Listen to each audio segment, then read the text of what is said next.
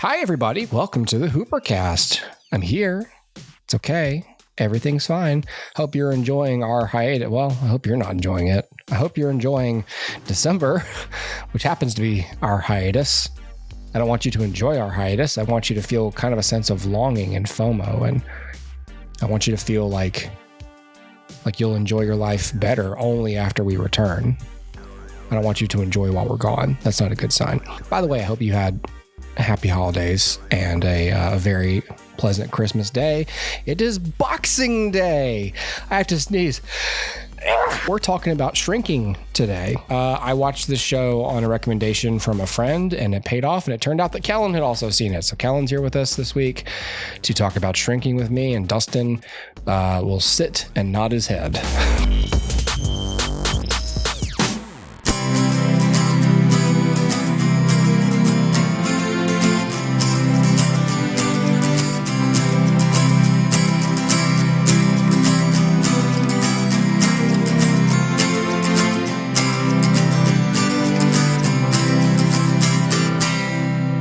Last thing I've got here, Kellen, you've seen Shrinking, correct?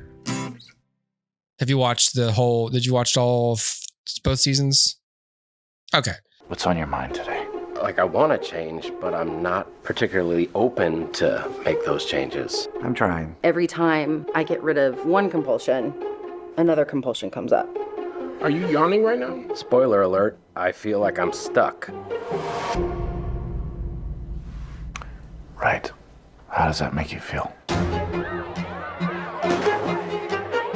Jimmy! Liz! Hey! It's 3 a.m.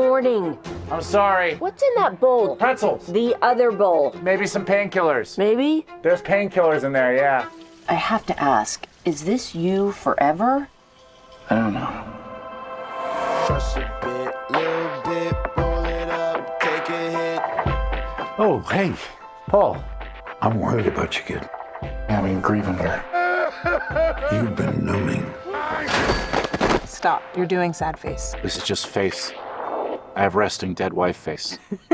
He just kept on going on and on about how dumb I am. But he loves me. Your husband is emotionally abusive. He's not working on it. He doesn't intend to. Just leave him. Okay. I think I can help people if I get my hands a little bit dirtier. Your mom wanted you to scatter her ashes, right? We know what they should do. Don't you ever want to just shake them? Well, we don't shake them. I take that back. Run? Huh? Sounds so unethical. You're just gonna burn down your career and take me with you. Coin flip? Get out of here. Wait, this is my office. It took you longer than it should have. My patients are really thriving. This thing I'm doing is really working. I'm right behind you!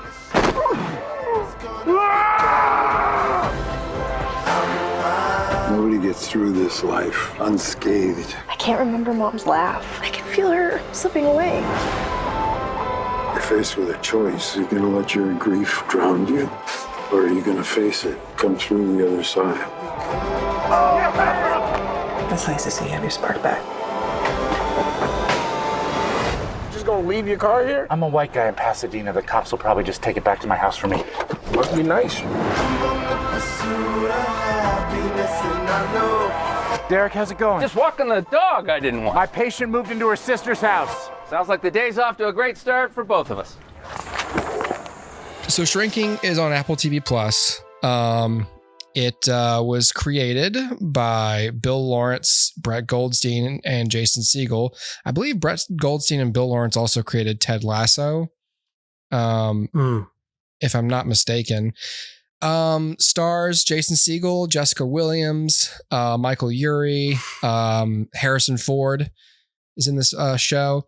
So this is a show about therapists who and their personal lives, and Jason Segel is the main character, and he is about a year out from grieving his wife dying, and he's got a teenage daughter, and he didn't do a good job the first year after the accident of parenting or coping with tragedy, and he's kind of trying to get his shit together, and through an unconventional commitment to his patients' wellness and also trying to get through to his daughter and, make up for lost time in that sense.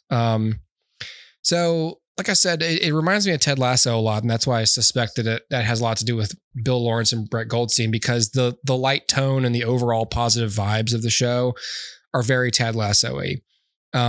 There were things that Ted Lasso would do where it intermixed that tone with pretty serious storylines, really, really good performances, and heartwarming humor. There's a lot of like kind of stuff where you kind of just go, oh, like when a scene will end, it's not so much, it's not like a hilarious, like laugh out loud joke. It's kind of just like an adorable little button on things.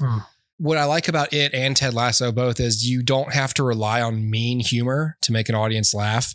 It's not spending a ton of the show like shitting on, like making pop culture references that are at somebody's expense or another character's expense so much. It's a show where, by the very nature that they're all therapists, like they are comfortable and encouraging of each other to speak honestly.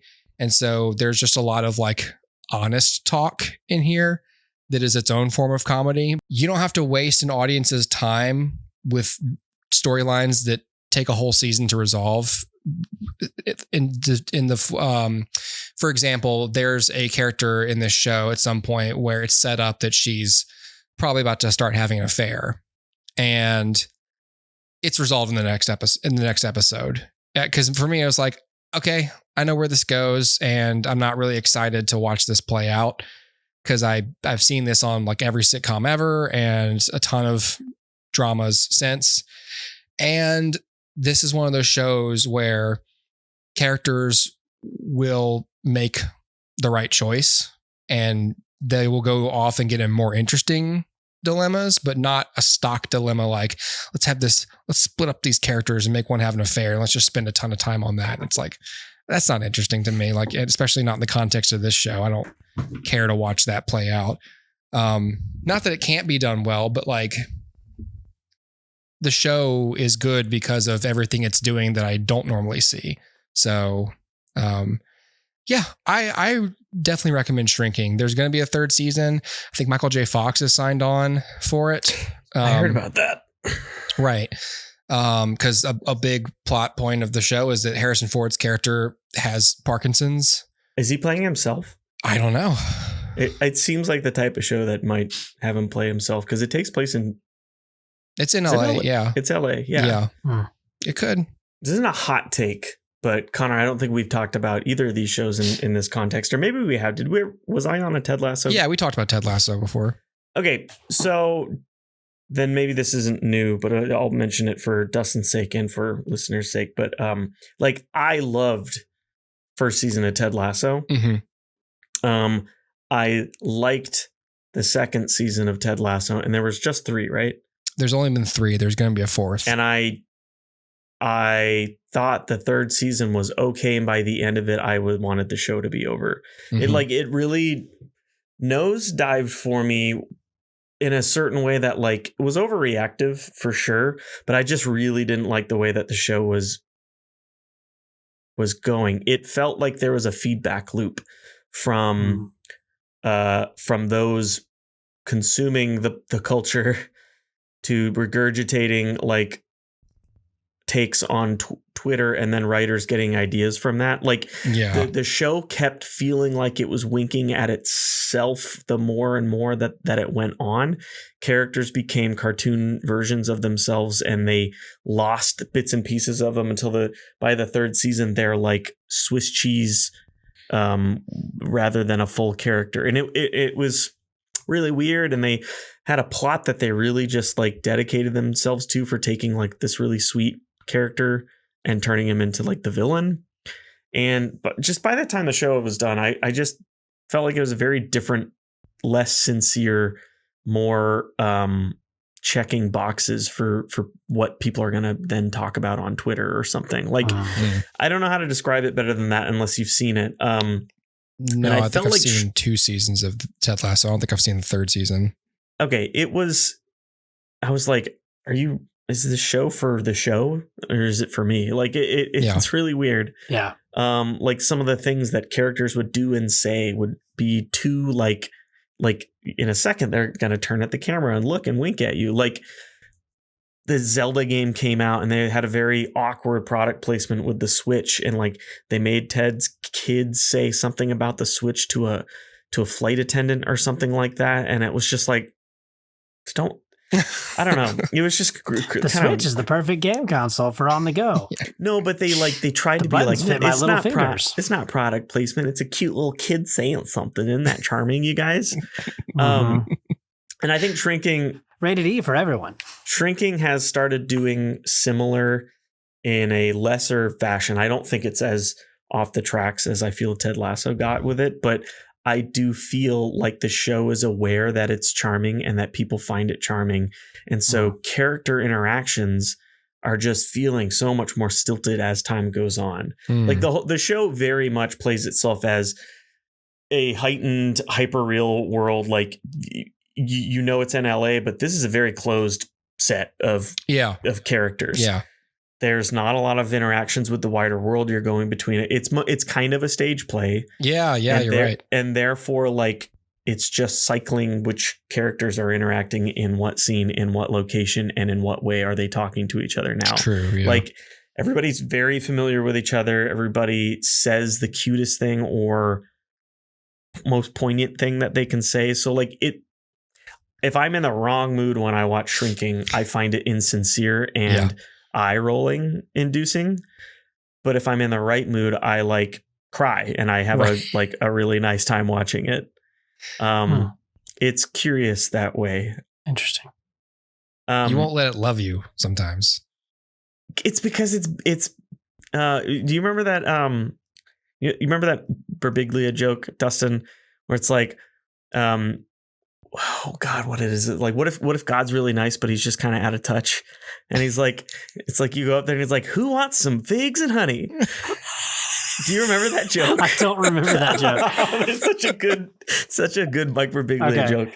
He's like, what if God's just like so nice, but like he's just a little out of touch? And you go up to heaven and it's just, he swoops in with a tray and he's like, who wants some figs and honey?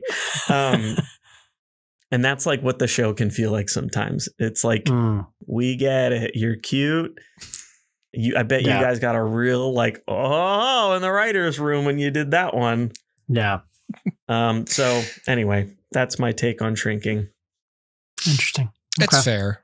Yeah, it's fair. I mean, it is kind of a cutesy little show sometimes, but on the whole, definitely I would recommend it.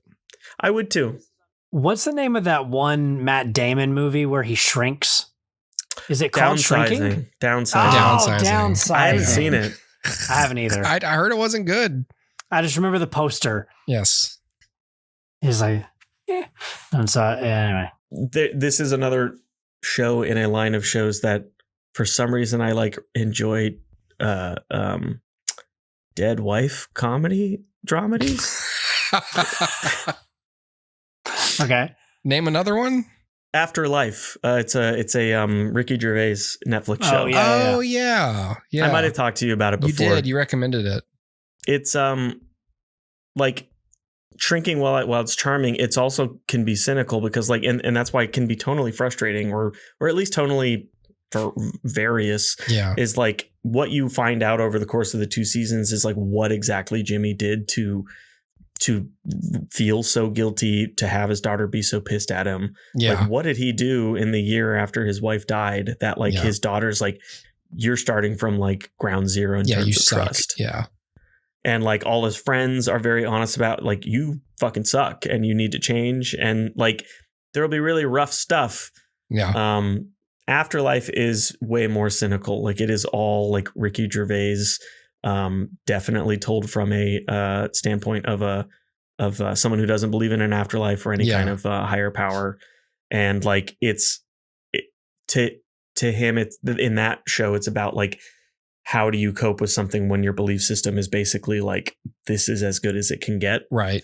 And so that show's about him like making connections with people and realizing that like you can't just put it in one person and saying goodbye to his wife and stuff like that. And that's charming for those reasons. And this one's charming for the sense that like all the characters are really fun to watch. They do say cute and charming and quirky things. And there is a lot of like good wordplay Yeah. And also it's just kind of nice to see Harrison Ford like doing something like this. It has to be something that he cares about or finds compelling to do it at this point, because he's such an asshole curmudgeon about everything. Like ain't nobody like going like dangling TV show pay in front of him and him going, oh baby, I'm going to take that. Please. Yeah. So he must care about the role, and he's fun. It's so funny that the Dial of Destiny came out either right before this show did, because he plays an old man in this. Yeah. And he tried to play a young than man. he was in that Indiana Jones movie. Yeah. He's great in this. Like there's a lot of subtlety to his acting in this show for sure. That I don't see from him in other roles around this time. So I liked when he learned how the young generation just says my bad and can get away with things. Yeah. Not his granddaughter, sorry. His protege is the head like psychiatrist in this office, Dustin. Yeah. And Jimmy, who's played by Siegel, Jason Siegel, is his protege, but they kind of have a father-son rapport. Okay. And so Jimmy's daughter starts going and taking therapy with him. And it's basically like she's taking therapy with her granddad. Yeah. She teaches him like Gen Z slang, and he starts saying my bad when just wants to get out of a conversation about his own guilt about something. It's really fun. Oh yeah. That's what Harrison Ford said after Dial of Destiny. My bad. He said my bad. My bad. Well, that's shrinking.